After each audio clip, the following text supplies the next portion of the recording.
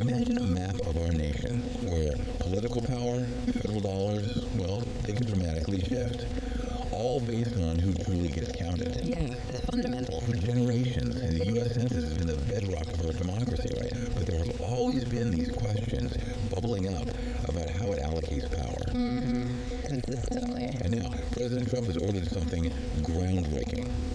A new census. One that will specifically exclude individuals who are in our country illegally. A really decisive move. Exactly. And the aim, as stated, is to correct what many see as a fundamental imbalance. The argument is that certain states,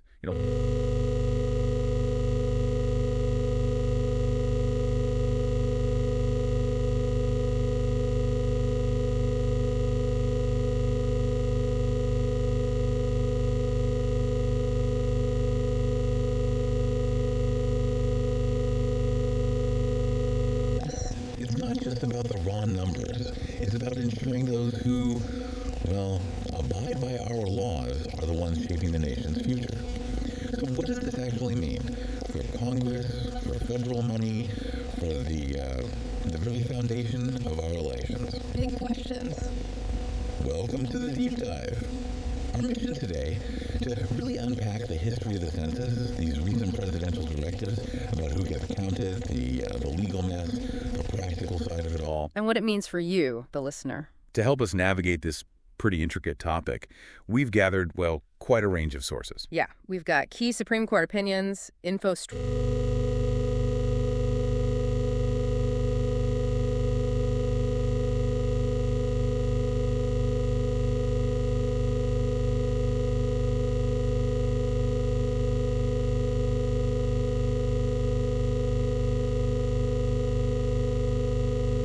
The census is actually written into the Constitution. Article 1, Section 2, Clause 3. It mandates an actual enumeration, basically a head count every 10 years. Its main job, the primary purpose, is congressional apportionment. That's how we divide up the 435 seats in House of Representatives among the 50 states based on population counts. So fundamental to representation. Absolutely, but it does way more than that. Census data determines how billions, literally billions in federal funds get allocated. Think Medicaid, Head Start, SNAP. Wow, so real-world impacts. Huge impacts. It guides decisions on where to build hospitals, schools, roads.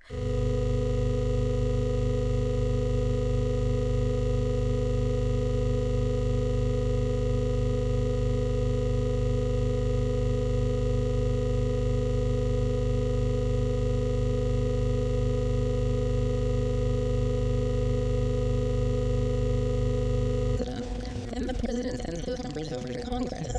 They use this mathematical formula, the method of equal proportions. Which sounds complicated. It's basically a very refined way to make representation fair when states have vastly different populations, and that determines each state's share of House seats. The deadline for that report is usually December 31st of the census year. Okay, makes sense. But here's the really crucial part, isn't it? Who has traditionally been counted in this actual enumeration?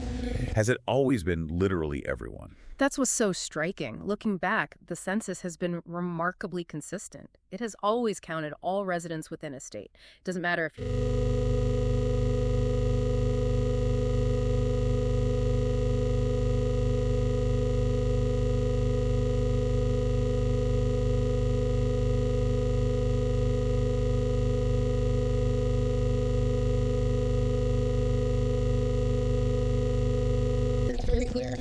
Jefferson directed the first census in 1790 to count people usually residing in the United States. That principle of usual residence, where you live and sleep most of the time, held firm. The 1820 census counted foreigners not nationalized. 1860 included escaped slaves who were definitely not lawfully present. So it's about residence, not legal status. Yeah, exactly. Residence has been the core criterion. Okay, so for over 2 centuries, count everyone. But then things started to change recently. This brings us right into the heart of the current controversy. Tell us about President Trump's July 2020 memorandum. How did that aim to change things? Right.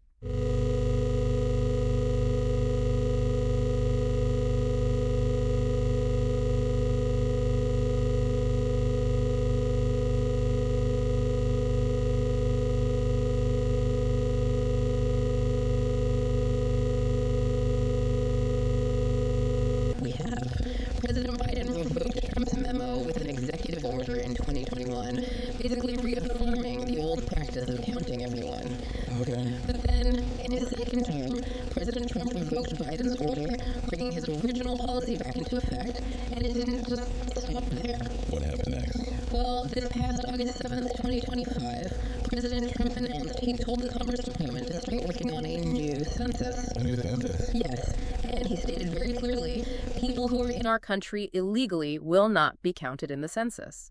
He also mentioned using results and information gained from the presidential election of 2024 as part of his reasoning. Wow.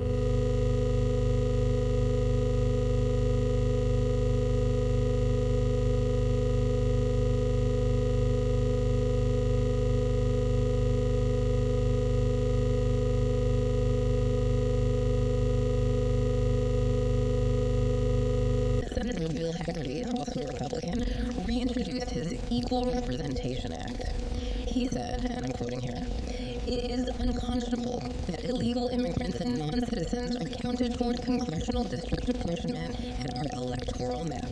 Strong words. And back in 2020, you had activist Charlie Kirk claiming California gets, I think it was, an extra 9 electoral votes because of counting illegals.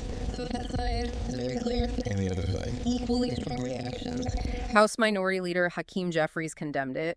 He called it weaponizing law enforcement to target political adversaries. Okay. And Melanie Derigo from the Campaign for New York Health saw it as a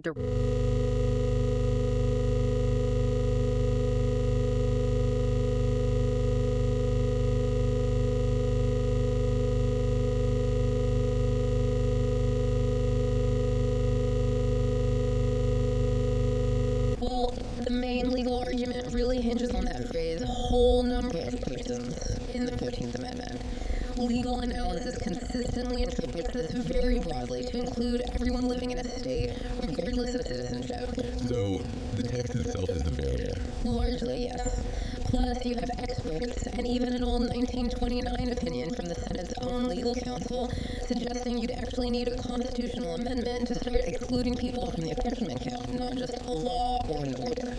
And didn't lower courts weigh in on this back in 2020? They did. Federal courts in New York, California, and Maryland all initially ruled that President Trump's 2020 exclusion policy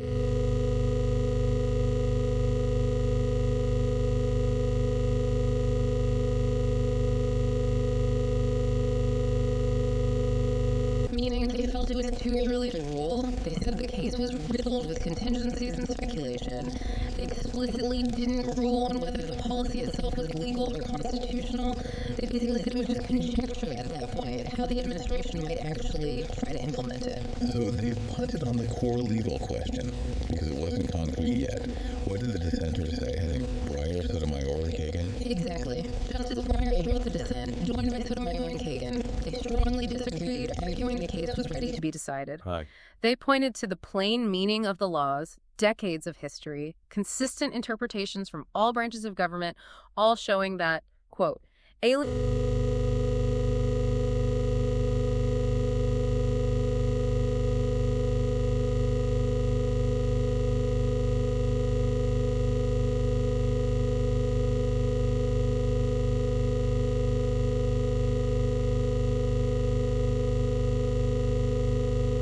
clear enough to rule on, and that history was firmly against it. Okay, this brings us to the practical side. If this policy were actually put into effect, what would the real-world consequences look like? Sounds like they could be pretty massive. Oh, definitely far-reaching. First, obviously, congressional seats and electoral college votes. States with large non-citizen populations, think California, Texas, Florida, New York, they could lose seats in the House, and therefore electoral votes. A direct shift in political power. And a direct shift. Second, federal funding. So much funding is tied to census numbers. Billions for things like Medicaid, Head Start, SNAP benefits. Communities with lots of immigrants, documented or not, could see huge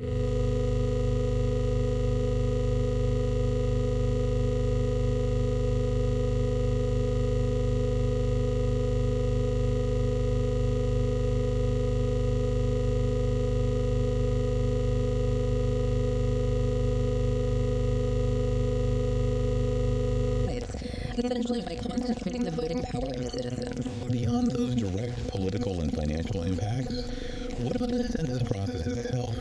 Does people make it harder to count anyone accurately. Absolutely. It creates what's known as a chilling effect. Meaning people get scared to participate. Exactly. Immigrant communities, even those here legally, or families with mixed status, might become fearful or distrustful of the government coming to their door asking questions, especially about status. They might just not respond. Which leads to Undercounts. Significant undercounts. Not just of the group targeted for exclusion, but potentially others too. This degrades the overall quality and accuracy of the census data, which undermines all those other uses we talked about.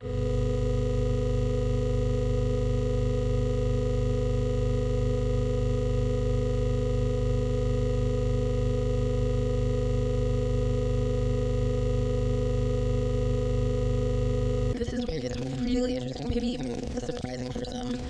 We looked at a recent 2025 study in PubMed by John Robert Warren and Robert E. Warren.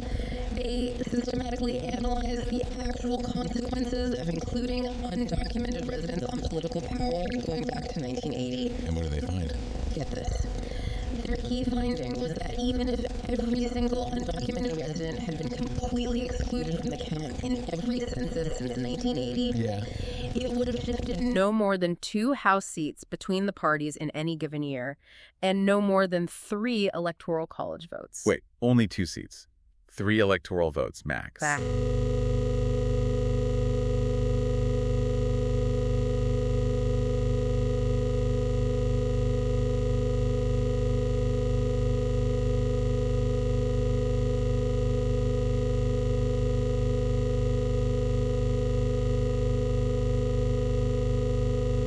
If the numbers don't fully explain the intensity, what else is driving this push? That's the million-dollar question, isn't it? It seems political perception and rhetoric might be playing a much larger role than the raw data would suggest. So finally then, let's talk logistics. This new census that's been ordered. Setting aside the legal fight, how feasible is it, practically speaking, to just conduct a new census for apportionment right now? Oh, logistical hurdles are immense. Just massive. Like what? Well, under current law, you can generally only do a mid-decade census, like one ending in 5. For funding purposes, not for reapportioning Congress. Oh, okay. So trying to do one now or in any other year specifically for apportionment, that would likely require major changes.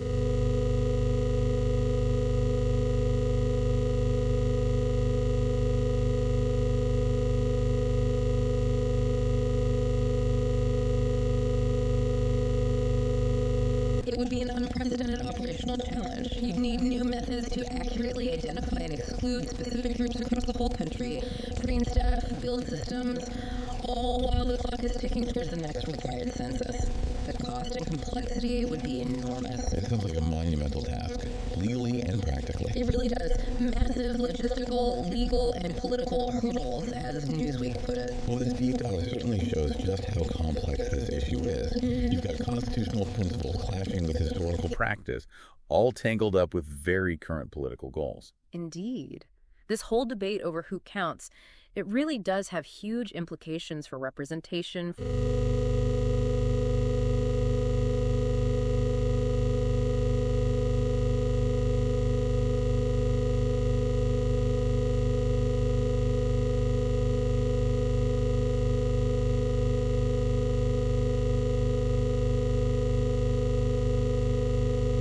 At least a specific kind of data. How does that clash with the messy, practical reality of actually trying to count every single person in a nation as diverse and dynamic as this one?